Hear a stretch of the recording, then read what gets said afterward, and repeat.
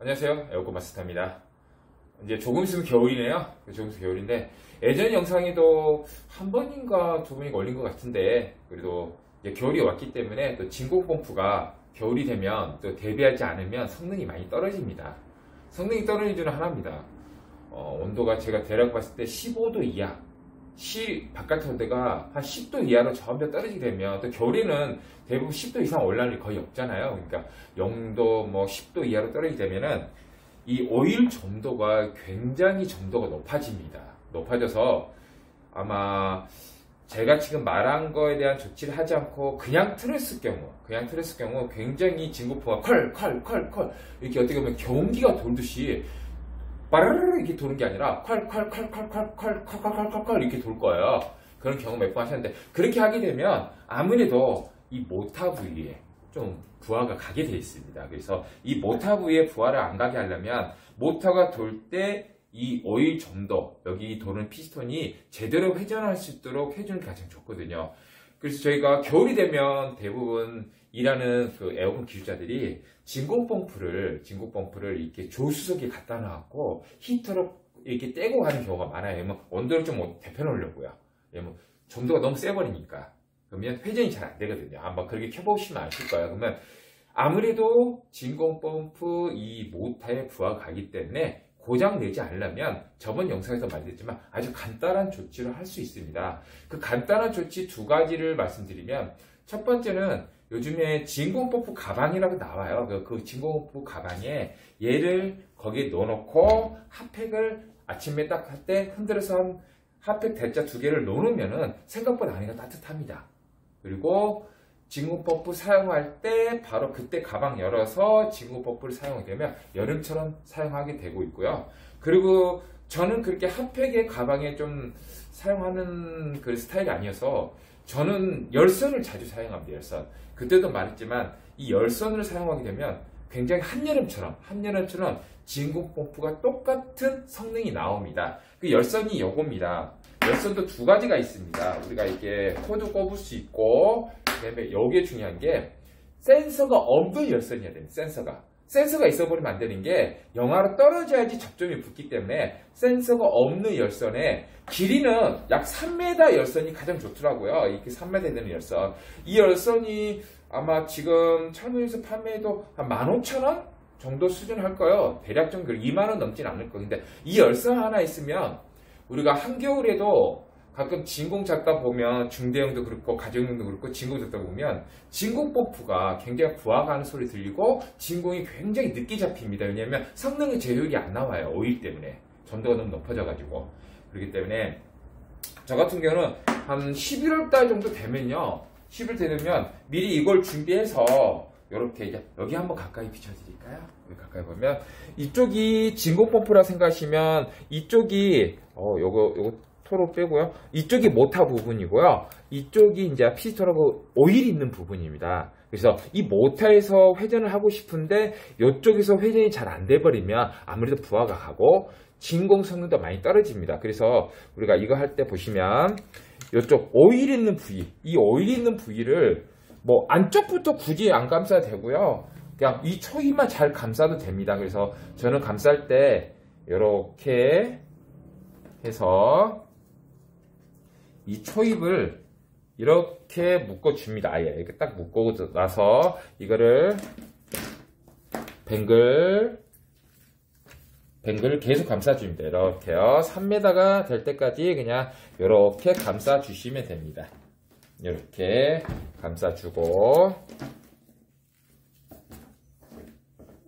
그리고 길면은 다시 한번 되돌아가도 됩니다. 이렇게요. 되돌아가서 감싸주고, 그리고 마무리할 때는, 만약 끝부분이었다 마무리할 때는요, 이렇게 마무리 왔으면 이렇게 해서 이렇게 타이로 한번 이렇게 한번 묶어줍니다. 그냥 이렇게 해서 전선을 묶어주든 뭐를 묶어주든 타이로 이렇게 가볍게 한번 묶을게요. 잠시만요.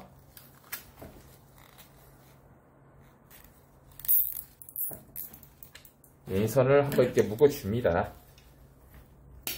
그리고 요 선이 이렇게 긴 거를 또 이 상태에 놔두지 말고 어차피 우리 작업선이 와서 꽂기 때문에 요 선도 걸리적거리지 않게 이렇게 짧게 해서 또 타이로 한번 묶어주면 좋아요. 이렇게 짧게. 이 짧게만 나왔으면 돼요. 선이요. 이렇게 해서 다시 한번 타이로 정리 한번 해줍니다.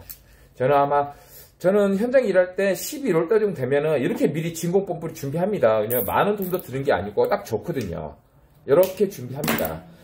이 열선이 한 60도, 70도 정도 올라가지만, 이 열선의 열 때문에, 오일이 끌거나 그러는 일은 절대 없습니다. 왜냐면 열선이 우리가 딱 닫으면 한 50도, 60도, 또 되면, 뜨겁거나 좀 따뜻하거나 이 정도입니다. 근데 겨울에 어차피 여기 금속이 엄청 차가웠기 때문에 이렇게 감싸져 있으면요. 그냥 한여름 온도처럼 얘가 유지를 해줄 정도. 그 정도예요.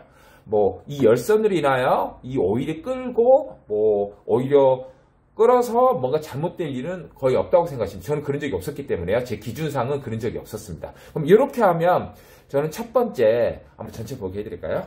자, 이렇게 감싸놓고 저는 작업합니다. 이렇게. 그래서 온도가 이제 10도 이하로 많이 떨어진다. 10도 가까우면 저는 그래도 진공을 자다 보면 시간이 너무 걸려요. 가끔요. 그래서 이렇게 해놓고 12월 달에 항상 고깃집에 갈 때, 어떻게 보면 처음에 올라갈 때요. 우리 겨울에 일할 때 처음 올라갈 때, 고깃집 갈 때, 이렇게 들고 올라갑니다.